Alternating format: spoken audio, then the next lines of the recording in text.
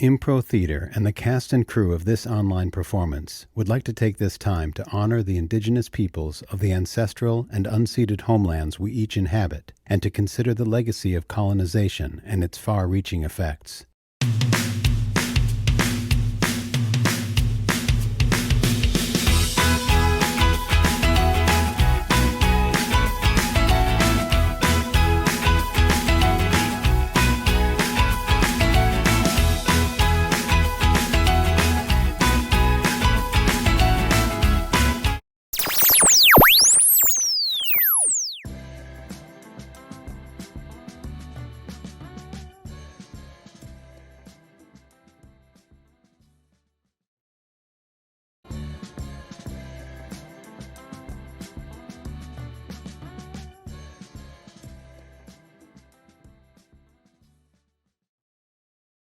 Hey, everybody. Welcome to Impro Talk. Thank you for joining us. Very excited about today's guest. Let's get right into it.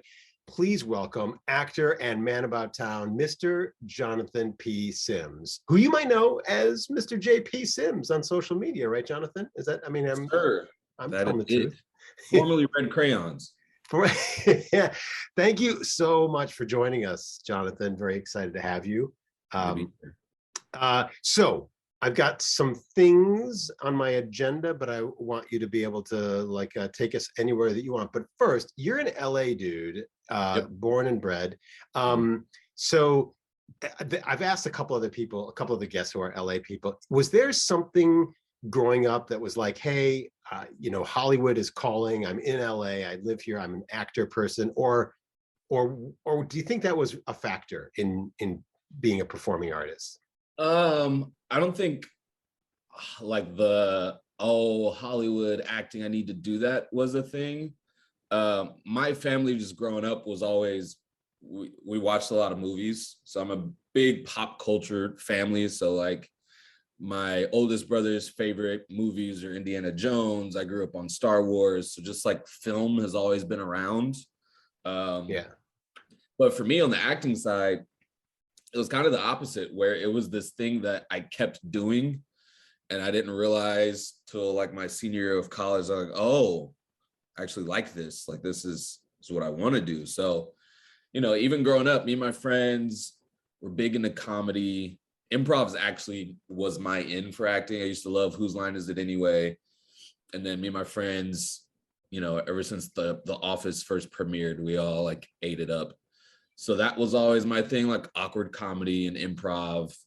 And I actually thought, I remember in middle school doing, like we had an acting class. I was just like, oh God, acting, but improv, that's the thing. I was like, that's okay, I'll do that. And in middle school, it was this thing like everyone had to do the 8th grade play. I think we did Stage Door. And so throughout high school, I like kept doing improv and then kept doing productions until my senior year. I just kind of turned around and was like, oh, I guess this is what I want to do. I thought I was going to be a visual artist at one point. Oh, really? I did. My brother above me I'm the youngest of 5. I got 2 brothers, 2 sisters. My brother above me is an animator and he's a cartoonist. He's great. And so he would always do stuff, and I used to like to draw. So, and my mom's, there's kind of artistic stuff in my blood. My mom's an interior designer. And so I was like, oh, this is fun. Like I liked to do it. I was never good enough that it would have gotten me anywhere, let's be honest. But, in that like high school pursuit of, I don't know what I'm going to do, what things do I enjoy doing? That was one thing. And then at that one point, I thought I was going to be a lawyer. It went all over the place until I looked back and was like, your track record says you're going to be an actor. Like, it's funny. I kind of had the same thing. I was like, I'm going to be a doctor because that's what's serious. But I kept on coming back to acting stuff. Like it sort of called. You know what I'm talking about. It kind of calls you back. And even if you have these other interests, other pursuits, it just becomes this like ever-present thing. Exactly. Yeah. What kind of, when you were in middle school and stuff, what kind of improv were you doing? Was it just with your friends, or was it more of an organized thing, or? I'm trying to remember. So me and my friends, like, you know, we were those kids that would like make dumb movies on the weekends together. I love it. Yeah. Like, camera and just make spoofs of stuff. And if I remember correctly, I think there was an improv class in middle school. Yeah. As an elective that I took. I think, yes, yeah. So we had to take the theater class, and that's when I was like, oh, gross theater. And then there was the improv elective where I was like, yes, that I'll do. And so there was that. And then getting into high school, I elected to take the theater. I like how it was gross theater. Like, no, it's like I look back at myself and I'm like, man, you were such an idiot. I remember we took a New York trip and I saw some great shows on Broadway. And because of my like dumb adolescent teenage boy mind, so we saw 25th annual Putnam County Spelling Bee. Sure. Original cast, loved it because it's a comedy, it's dumb, it's goofy, loved it. It's still one of my favorites. We saw Spamalot original cast, loved it. It's a comedy, great. I saw Doubt on Broadway with the original cast, and I slept through half of it. Oh my god! I'm like, I look back, I'm like, you're an idiot. You saw Doubt on Broadway, and you thought, oh god, stupid theater. Oh man. I mean, you got to be gentle with your youthful self. But I do, but I look back, like, come on, man, like you can't get that again. So that was me for a while. Like theater, at least in middle school, was like dumb, but improv, that's okay. It's like you know, teenagers and romance. Like they like somebody, but they're like, gross. I don't want to admit that I like somebody. Right. Basically, funny. yeah. So it took me a minute to realize that the thing I was enjoying wasn't just the improv. Like it was everything around it that is theater that I didn't realize yet was theater. Yeah. About way. Yeah. Amazing. And seeing Cherry Jones and Brian F. O'Byrne and Heather Goldenhirsch. Amazing. But like I think what happens as an artist, as a performer, is like we kind of go through these, I mean, many of us, not everybody, but we kind of go through these weird phases of like when it's not right in our, when what we truly want to be focused on is not right in our face, it's hard to know where to put that energy. Yeah. Because I know that I did tons of plays and stuff as a kid, but I loved it. I thought, oh, I'll be an actor. But then when it was time to get serious about school, I was like, oh yeah, now it's time to be serious. And it wasn't until acting kind of came back and tapped me on the shoulder again, you know, that I was like, oh wait, that's what I really like. Right. So I get that journey. So you didn't study acting? Did not go to conservatory. In college, I was a pre-med and psychology major, and then I did a play, and that was enough, you know. First back open. So you end up leaving Los Angeles, home of Hollywood, to go to the UK to study at the Birmingham Royal Conservatoire. Yeah, that was interesting. Because if I'm being honest, I look at, I think everything that's gotten me to where I am today, what I call a bunch of like God moments. So my whole life I went to private schools. For high school, I was at a private Christian school. Coming out of high school, I was like, the one thing I don't want to go to is a private Christian school. It's the like one school I don't want to be at. Because also my parents are pastors. I grew up as a PK, as in the church all my life. I was like, man, I want to just get out of that bubble. So I in true high school fashion, I waited to even start working on college auditions until like 2 weeks before.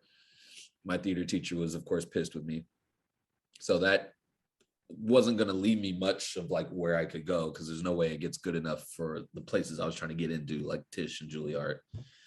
So I get in, I applied to like 10 schools, and the 2 schools I get into were Chapman and Azusa Pacific, both private Christian schools. I'm like, God, okay, great. So APU, you know, offers, you know, there's some grant money and some scholarship money. So I go there.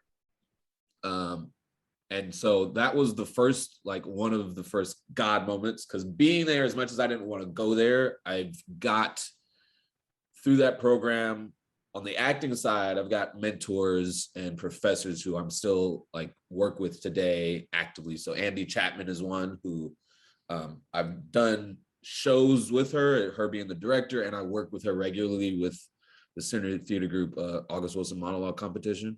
We both run that as coach, which is great. And then, just the guys I call my brothers to this day are all from there.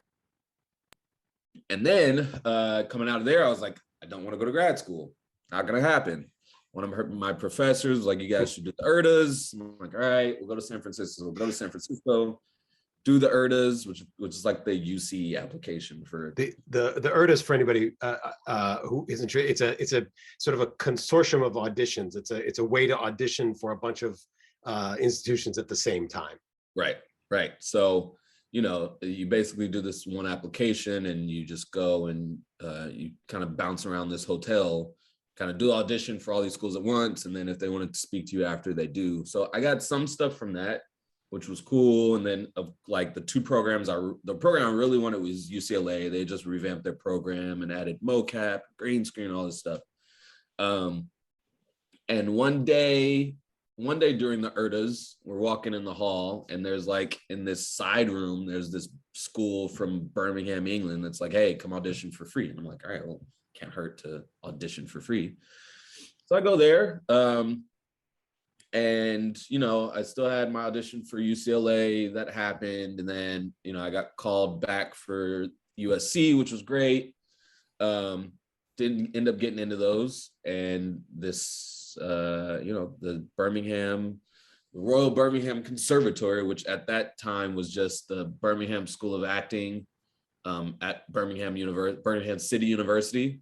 So I'm glad they changed their name because it looks much better on my resume now. It looks very fancy. It looks like I actually did something. So yeah, it was. So I ended up going with that. It was a 1-year intensive program. So I literally, I went to Birmingham for a year.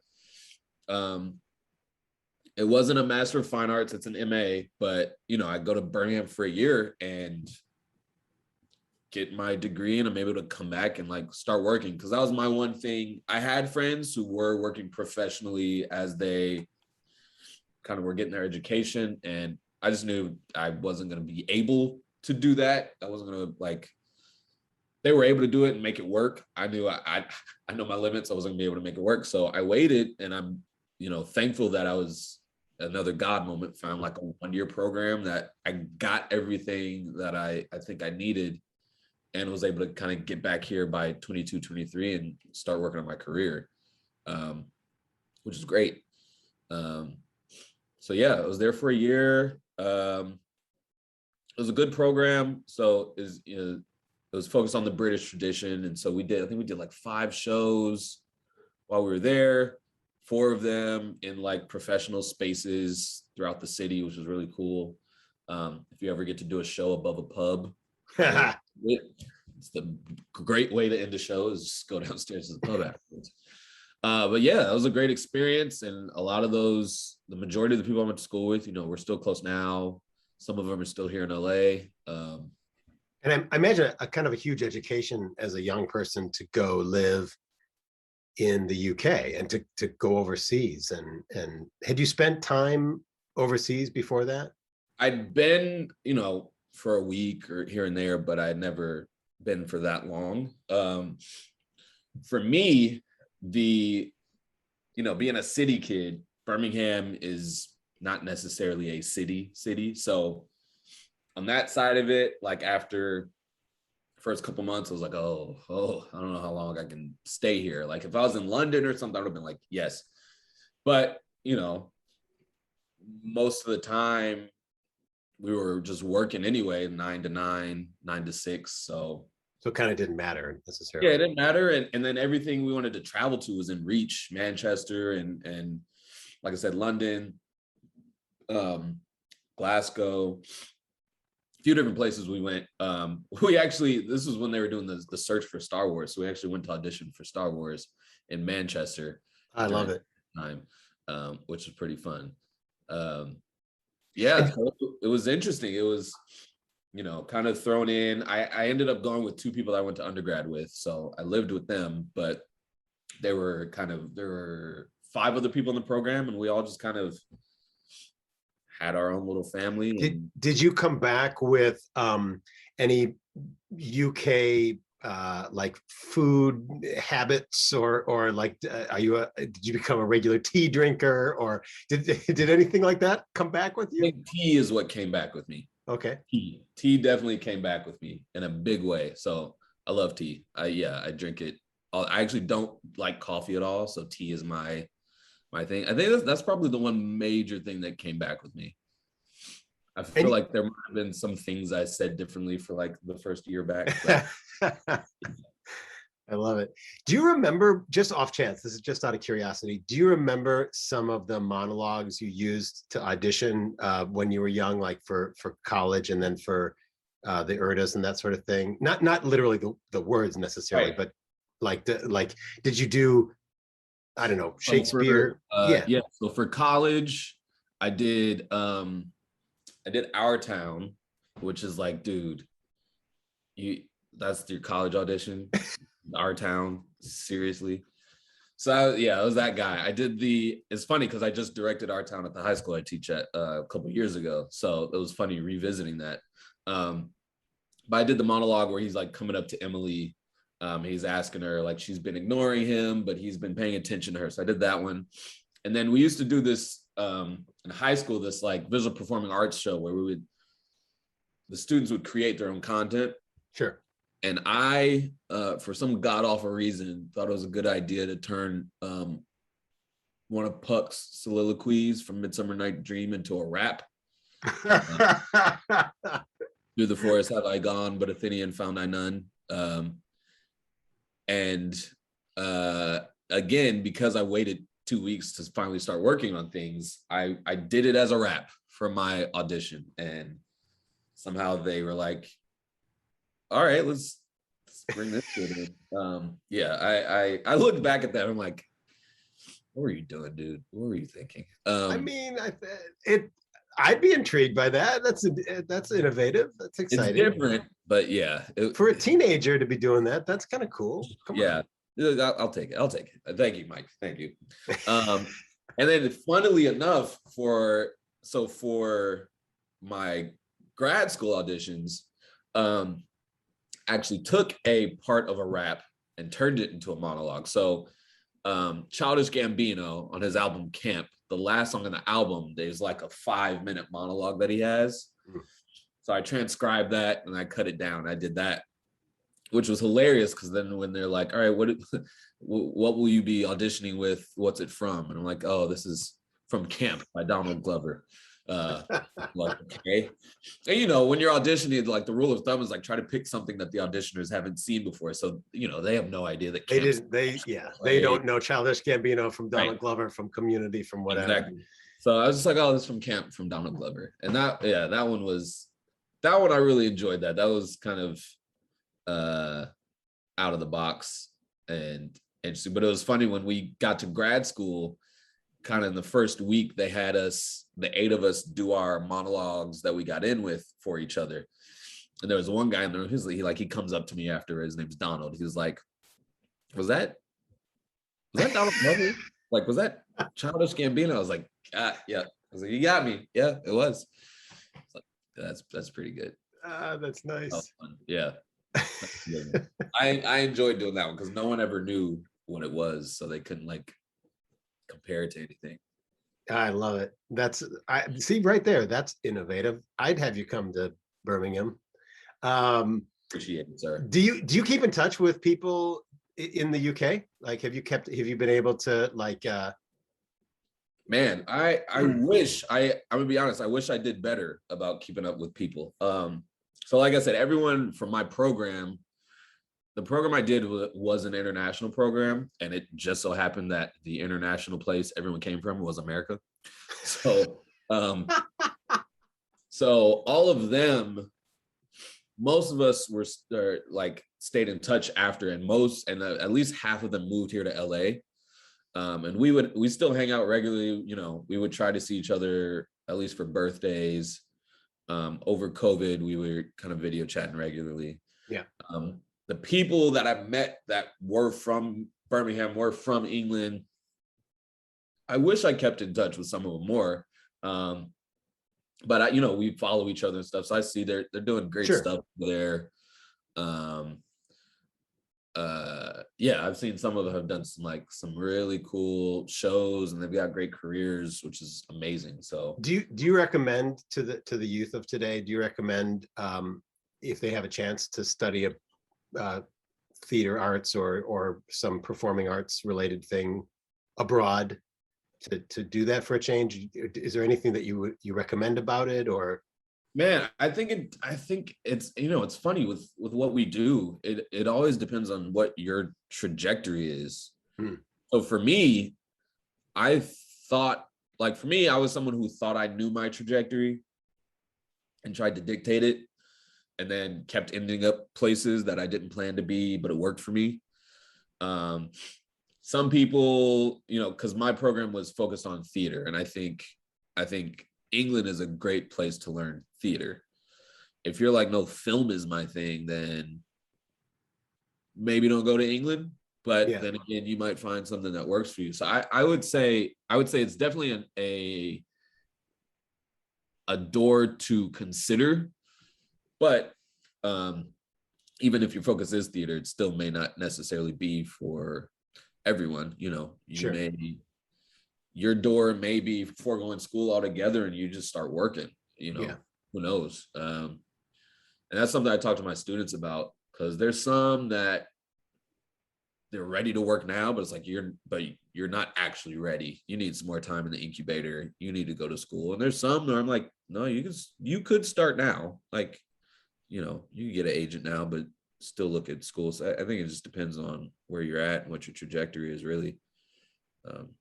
Do you run into issues with parents sometimes when you're like, you know what, your daughter or son is ready for work and et cetera, but they're 16 or 17 years old or whatever it is? And rarely. The interesting thing is 9 times out of 10, I'll usually tell a kid to wait.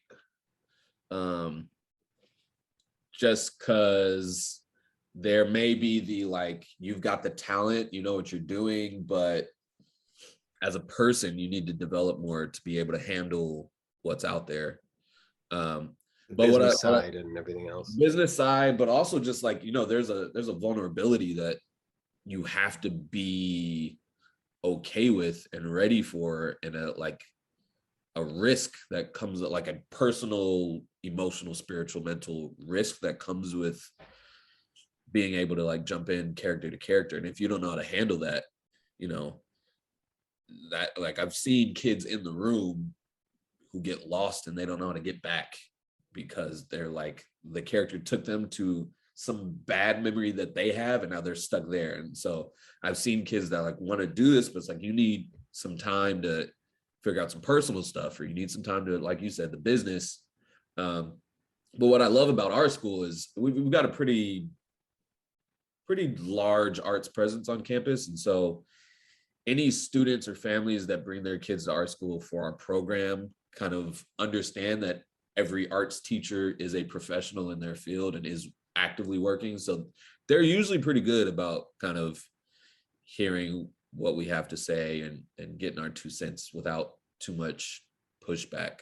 This is Pacific Christian High in, is it Long Beach?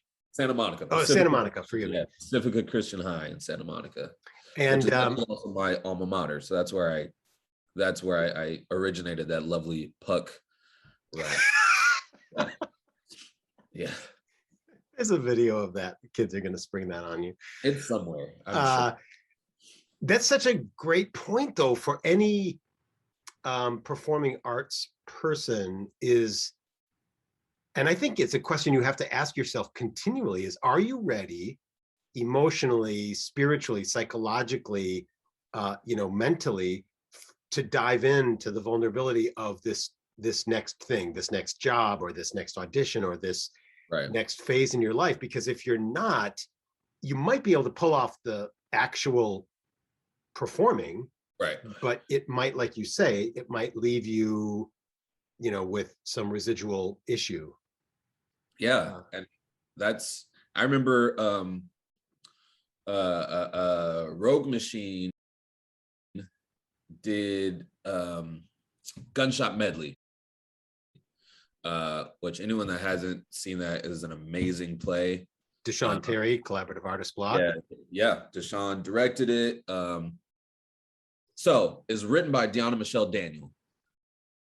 They did a talk back once, and you know, because the play really looks at the history of Black trauma in America, and so you know the setup is like it's these characters that are in the afterlife that kind of help usher new Black bodies into the afterlife, and so there's this pivotal moment at the end where all this Black trauma is being kind of dug up from the dirt and all this Black death.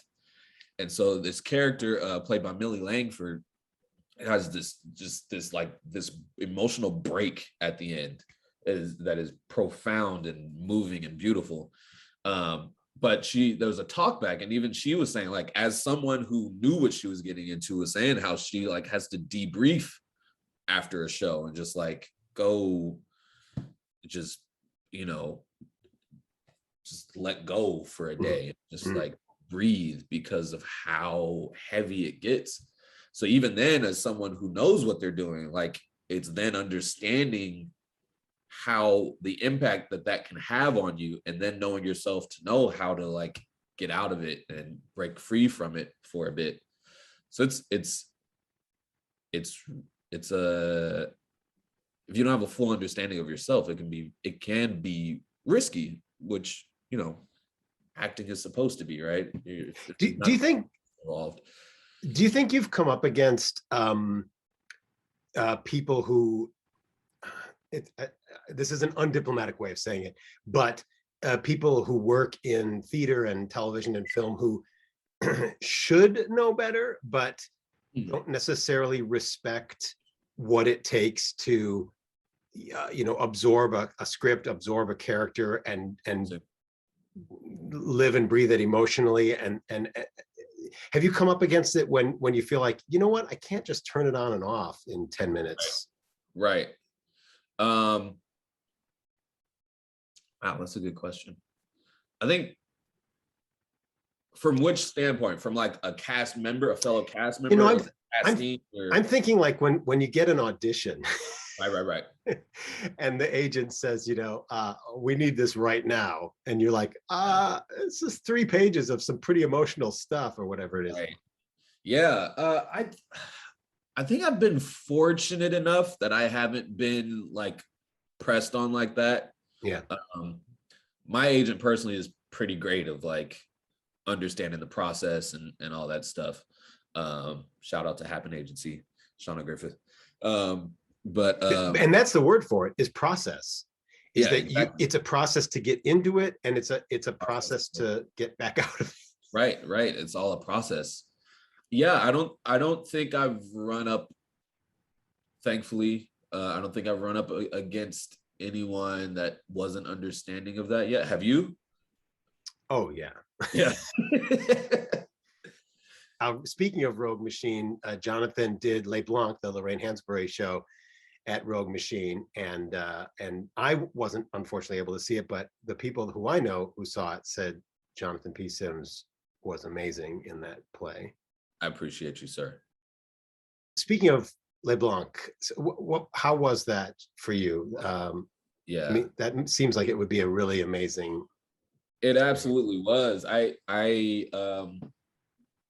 Again, I've been fortunate and blessed enough that every show I've done professionally has been with an amazing cast without headaches or issues or like divas or anything like that.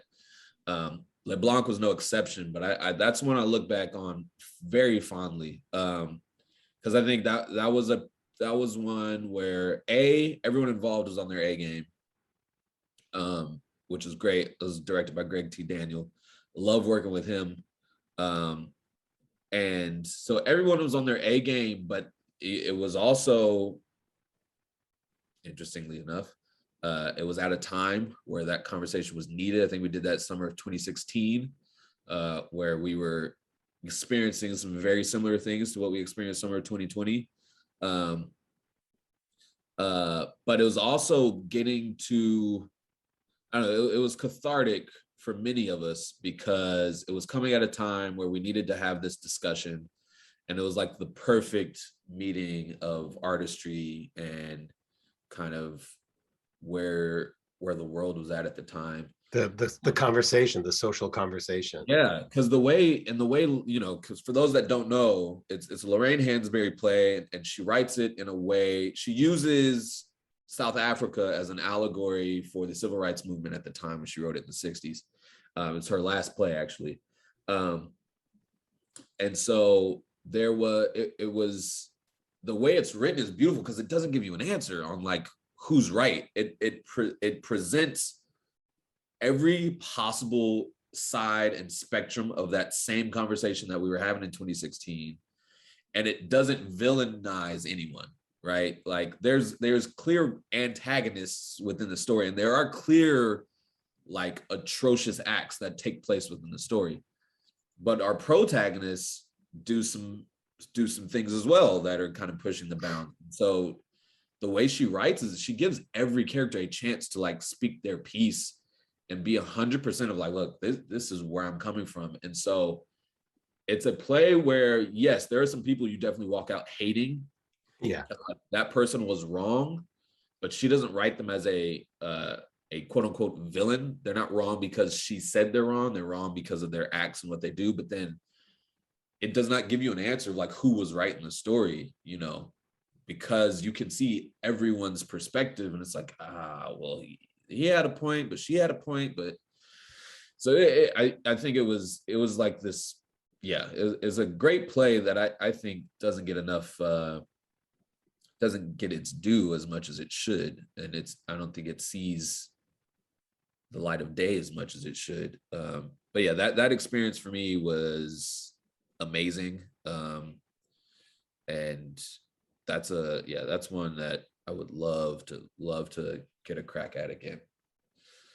And interesting because there were people in your audience, I'm sure, who lived in a post-apartheid world, and for them it probably seemed like distant history or something, and yet it's completely present and completely current. And that's what I thought the play itself and kind of Greg's direction did so well, is that no matter if you were in the audience, no matter what reality you were coming from, you could not leave that space without having to reckon with something that was present. Yeah. Even though the play was taking place decades ago, there was like, you couldn't leave that space without having to think more about like your place in the world, and even racial atrocities aside, like just like as a human, what would I do in that situation? I don't know what's right, what's wrong. Like if that was at my doorstep, what would I do? I don't know. I love that. That one's, after I read that, because that was my first time hearing about it, reading it, so I added that to my high school curriculum after that, because it's just such a great play and a great discussion piece. I had that feeling about Small Axe, the Steve Mcqueen anthology, BBC anthology, or I think it's BBC, but it's set in the 60s, but you just feel how present the storylines are, how present the issues are and the stories are to today, which is an amazing thing about art when something that's 50 years old or something that's new but set a long ago, on the one hand it can be very sad, right, that we're having to tell the same stories and deal with the same issues, but on the other hand it can bring like-minded people together and inform and educate and challenge. Thank you. So being in LA, you of course find yourself on television, and you've got Sneaky Pete, Brooklyn Nine-Nine, Insecure. What was it like working on Insecure? You've got Issa Rae, Larry Wilmore. I mean, this is amazing. So Insecure was my first TV booking. My first yeah. I think it was my first one. I love it. And so before then, there's a group of friends that I had done some stuff with. They're together. They're called Branching Out Productions. So I'd done some shorts with them. So, but Insecure was my first real booking. And so that was fun. That one was interesting because that's the one where you're still you're pinching yourself because you're on a real set, but you're also fighting imposter syndrome because you're like, I don't belong here. Yeah. So that one was interesting. Like I really, I'm gonna be honest, I felt like an idiot on that set because, it's one of those things where you're like, all right, look, I literally have to show up for less than a page. Like, don't make them take longer on your part than they need to. It should be in and out. Like, you don't want anyone fussing over you and like, oh, why is this dude taking so long? So I got in my own head a little bit because literally all I had to do was like take my phone out of my pocket. But something about like the way I had my phone in my pocket was taking too long to get it to my ears. So they had to like tell me a certain way to take. And I was like, oh God, like I'm that guy that they're having to show how to take a phone out of his pocket. Like, Jesus. So that one, it was fun. Like Issa was cool, but again, this is my first thing. So I was a little like shy and I was like, let me just stay out of the way. I'm not going to try to like, talk to Issa or anything. Like I'm gonna stay in my lane and I'm gonna just do my job and get out. So that one, it was fun. I would love to go back and do that one now with like the confidence I have now to be on a real set. I would say out of those three, Brooklyn Nine-Nine was the most fun because that one was one where I had some more stuff under my belt. I had just, what really helped I have a friend of mine who was on a show in Atlanta. And so he was a regular on that. And so I went to hang out with him for a week in Atlanta. I got to visit the set. So I was like used to being on set. And then I came home and I had a mini series booked called Bulge Bracket. It's on Prime Video. Check it out. Amazon Prime. It's wonderful. So I went straight into that and then like wrapped that and went straight on to Brooklyn Nine-Nine. And so when I got to Brooklyn Nine-Nine, I had like this momentum under me where I felt coming in. I'm like, look, we're all here to do a job. Like, yes, that's Terry Crews, and yes, that's Joe Latrulia, and yes, that's Andre Brower. But like, we're all actors at the end of the day. We're here to do a job. Let's do this job. Like, so not in any way putting myself on their level, but it was like I felt like, all right, look, we're all here to work. So let's work. So that one was fun because that's when I had confidence and I just came in and like it's me and Andre Brower just riffing off each other and I love it. Doing some takes where we're just improvising it and seeing where it goes. And so that one I felt the confidence helped me to just have fun with it. I think on Insecure, while it was fun, I was in my head the whole time. Whereas Brooklyn Nine-Nine, it just felt like it was relaxed and it didn't feel like work. It felt like this is what you do. Let's do it. That's great. Yeah. And that's the progression that it should be, and like your earlier jobs, it's kind of like you want to stay out of the way a little bit, but because if you come in both guns blazing. Right. When you're fresh, they're like, okay, who the hell is this kid? Yeah. So that was fun, but I think I got a shout out to Bulge Bracket because that's the one. I think that's my favorite TV thing I've done so far. Tell us about that. So Bulge Bracket, for those that don't know, I like to describe it as like The Office meets Wolf on Wall Street. So cool. It takes place, of course, it's in New York on the why am I blanking? Or Boiler Room? But it's on like Wall Street. It's a investment bank. There we go. Oh, investment bank. Okay, sure. It's an investment banking firm, right? And so it's kind of that like fast-paced Wolf of Wall Street energy, but it's the comedy of, it's some drama and some comedy, and like the characters are a little off kilter. And so it's a story about this Asian American woman entering this quote unquote boys club, right? So it's a bunch of guys that are kind of running this thing, being ridiculous. And it's her kind of realizing how messed up that system is. And so that one was a very fun, that one was exciting. So it's written and directed by Chris Awe, and he, it was really cool because he's an Asian American man. So he was seeking to create a cast of these investment bankers that are diverse. So you had all kinds of people on that set, which was wonderful. That was really cool to see. And that the man at the top was an Asian American. Like, that was really cool, Nice. just in terms of representation. But getting on that set was some of the most fun I've ever had on set. I still hang out with those guys to this day, with everyone involved. But that was one where we all got on set and everyone just kind of got the vibe. Like, once we were together, the chemistry just started with us just off camera. Everyone was just making fun of each other, and jokes are flying left and right. And then, camera turns on and it's just, let's just do what we've been doing, or we've just been hanging out. Let's just put that here. And that was one walking into, I didn't know what to expect. I missed the table read because that's when I was in Atlanta with my friend. So I missed the table read. So I hadn't had a chance to meet everybody. I'd met a couple of them in the auditions.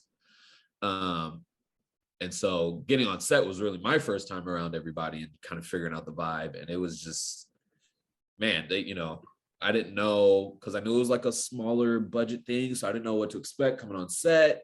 And man, like, costumes were on point. Set design was on point. Everybody was on it. And so coming in there was just, the minute you walked on that floor, it's like, oh, I'm here. Okay. You put the suit on, you're like, oh, I'm here. All right, let's go. And isn't that amazing when that happens, when it all comes together like that? It's so good. It's so good. And it was all so well done that literally we just had to live in it. It was, we just had to live in it, and the rest took care of itself. So yeah, that was one of I think that's my favorite experience so far on set. And that, that was just, yeah, everyone was hitting, and I don't think there's a single weak link there. And yeah, I loved it. That's amazing. So Jonathan is a newly minted Impro theater company member here in Los Angeles. But you have a history here, because you've done Le Roundabout, which is our international sort of directed play. You've done 90s sitcom Black Magic School with, as we said earlier, with Collaborative Artist Block and Impro. You did the Scriptease project. We almost did, not I shouldn't say we, but Impro and Collaborative Artist Block almost did August Wilson Unscripted, but then ran into kind of a situation where. It's funny that you bring that up, because that actually stemmed from LeBlanc. Oh, it did? So, yeah, at backstage of LeBlanc, it was me, Deshaun, Matt Orduña, Amir Abdullah. Like, we would be joking around, improving as August Wilson characters. And so we're like, man, it'd be hilarious. Like, we need to do an improv August Wilson show. Like, we need to do that. And so that was 4 years ago. And it wasn't until pandemic that things slowed down, where Deshaun was like, all right, let's try to make it happen. So yeah, that was something that stemmed, that we talked about way back then. So it was cool to finally, even though we didn't end up doing it. And then the estate of August Wilson was like, not so fast. Yeah. But in the show that you did back in like 2014 or 15 or something, The Fur Is Gone, which is Lend Me a Tenor. That show had in the cast Floyd Van Buskirk, who was a long time Impro theater dude. So you had a connection to Impro before you even knew you had a connection to Impro, which is crazy. Now, recently you did Between Dreamers on Apple TV Plus. What's I don't think it's on Apple TV oh, Plus. am I mixing that up Look, with if it made it to Apple TV Plus, that is awesome. I maybe I wrote down think that happened, but yeah, Between Dreamers was that was a feature. I filmed that. I filmed that when I was doing LeBlanc, so that was 2016 that we filmed Okay. that. Yeah, that was fun. That was my first. Yeah, that was my first feature. That was cool. That was a tough one because that was for the most part a two-hander, and so that was my first two-hander. So having to do the work, and that's one that I look back. That's one of those ones you look back and you're like, man, I wish I put more into it. I think because I was doing LeBlanc at the time, I was still figuring out how to do that balance if you're doing more than one project at once. Yeah. So, but yeah, that one's a good one. I hope one day it'll be released for people to see. Yeah. But yeah, that was a good one. That's something also that Anderson actually. So Lee Isaac Chung, who directed Minari, was actually our cinematographer for Between Dreamers. Oh, cool. Which is really cool. So the director and writer, Sam Anderson, he had known him for a while and done some projects with him. So brought him in on that. So that was cool to see him kind of go on and do Minari, and that was great. That was awesome to see. Talk about, if you would, Jonathan, the sort of the synthesis of your process as an actor, and then going back to teaching, and then directing, and then acting, like, how one thing bridges across to the other.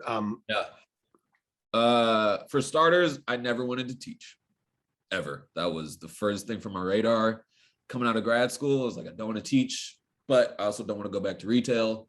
So, I contacted my old theater teacher from high school and my old theater teacher from middle school, like, hey, you need a TA. Because I was like, I'll just do this to make ends meet for a little bit.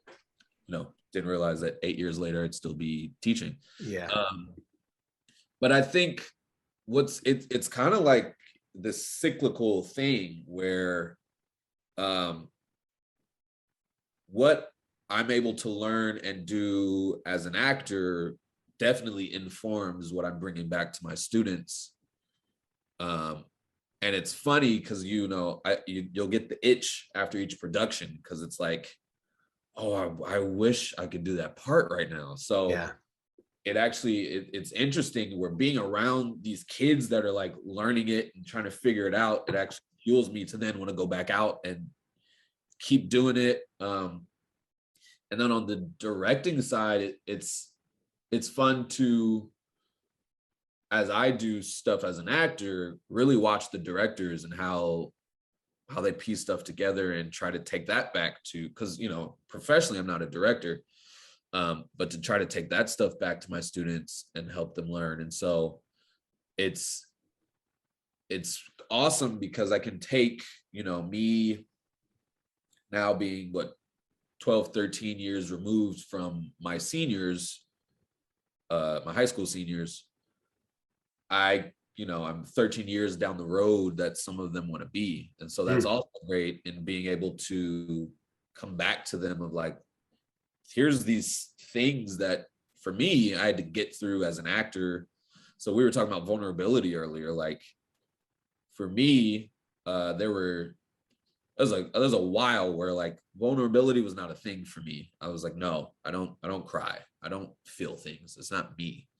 And that was something like on a personal journey that I had to come to terms with. There were some things I was running from, and it took me my sophomore, junior year of college to like really come face to face with those things and start to confront them. Not even, I'm still confronting them and still figuring that stuff out. So it's cool to, not just as an actor, but like in the personal journey of an actor, to be able to be further down the road and take it back to my students and kind of help them having a little more perspective on it than they do.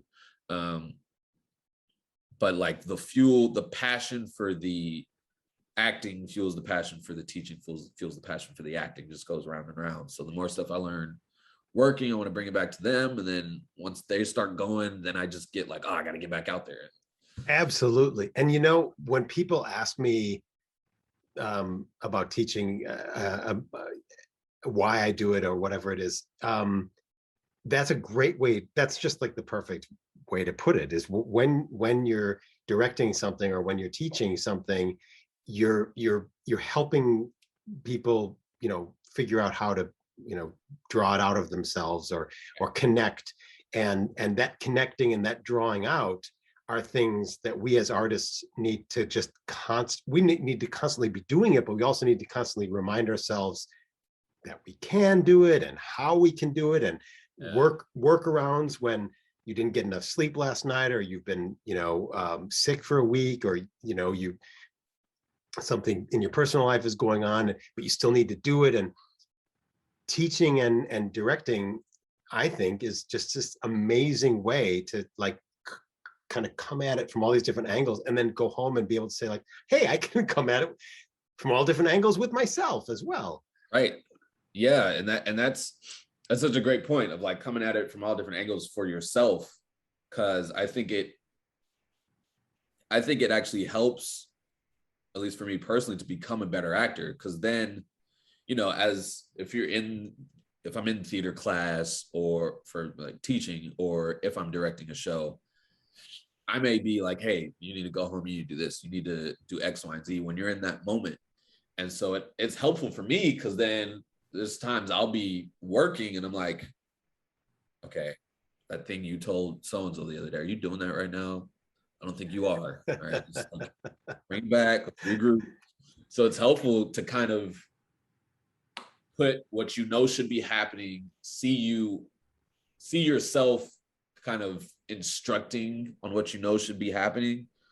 So then you can, within yourself, objectively be like, all right, that question you were asking earlier today to so-and-so, because they weren't doing it. Are you doing that right now? Are you taking that time? Are you letting it breathe? Are you, all those things. So it's helpful really to have a bird's eye view of yourself in a sense. Before we end, I want to ask you, is there anything, I hate to call it advice, but are there any thoughts that you find yourself offering either to your own students, or maybe in a more general sense to performing artists, writers, who are like, I don't really know my trajectory yet, as you put it. I know I've got something, but do you have thoughts that you offer? I think, and I know we talked about getting deep, so I may get a little deep right now. I want you to. But I think the thing I tell all my students who really want to follow this is know your why. And what I mean by that is like, why do you need to do this?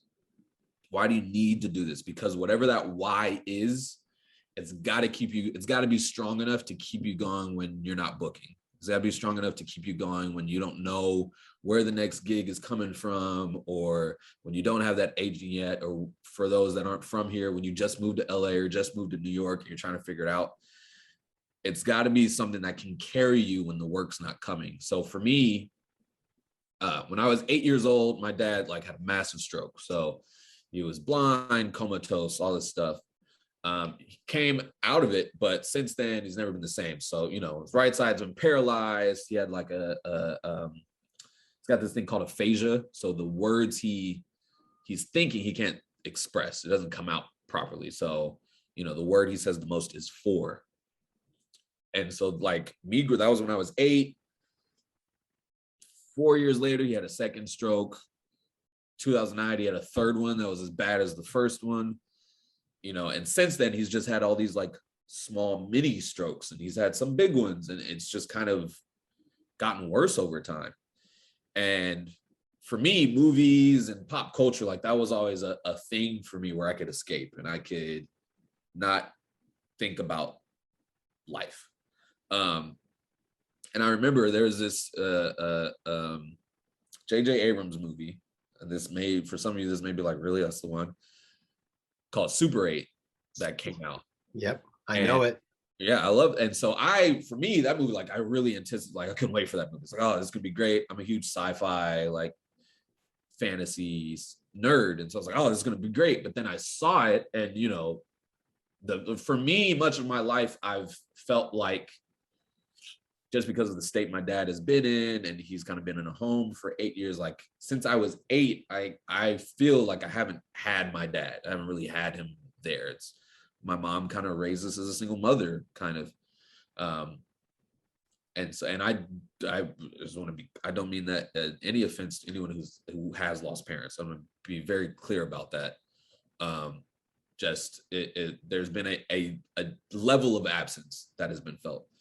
And so the reason I say that is because with Super 8, it's the story of this kid who lost his mom, and he can't get past the fact that he lost her. And he's like doing these things, trying to hold on to her, trying to like keep that connection alive.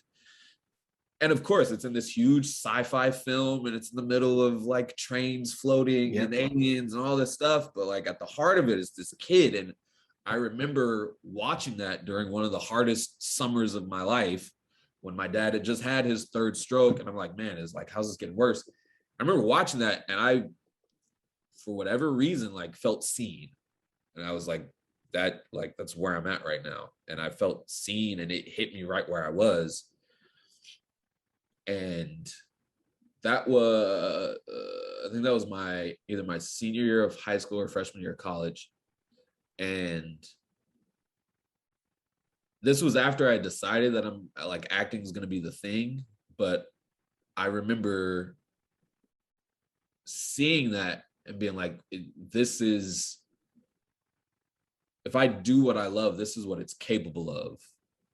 Yes, it can entertain, and it can make people laugh, and it can make people like, all these different emotions, but it can make the unseen feel seen. It can make the hurt understand that they're not the only ones experiencing that hurt. And so for me, that's greater than any struggle I can go through while trying to live my dream, right? If acting is the dream, like if I know that, yeah, I may not book for 6 months, but when I finally book, I have the opportunity to do something that can reach people, and even if it is just entertainment, like me when I was a kid, it can entertain someone in a way that distracts them from like what they're going through at the moment. And it's worth it. That why to like spread truth and advocate for people and be a beacon for people and just help people to know that they're not alone in whatever they're experiencing, whatever it is. That is like, that's my why. And that keeps me going, because it's not about wanting to be famous. It's not about wanting to make money. Those things are great. Like if that's all it was, right? If it was wanting to live the Hollywood dream, that's not going to keep me going in between gigs. And so I think that for me, that's my why. And so I think that's my one piece of advice that I give to every kid or anybody that's like, man, know your why. Because it's got to be strong, and it's got to be strong enough to keep you going when you're like, I can't do this anymore. Because that's going to happen. You're going to feel that. It's natural. That's beautiful and perfect. Thank you, Jonathan. Appreciate you, sir. Jonathan P. Sims, ladies and gentlemen, Mr. JP Sims on social media. And you can watch this space because he'll be turning up on the Impro Theater airwaves. Yes, sir. Soon enough. Thank you, Jonathan, for being here. Thank you, Mike. Appreciate it. And thank you for joining us. And we'll see you next time.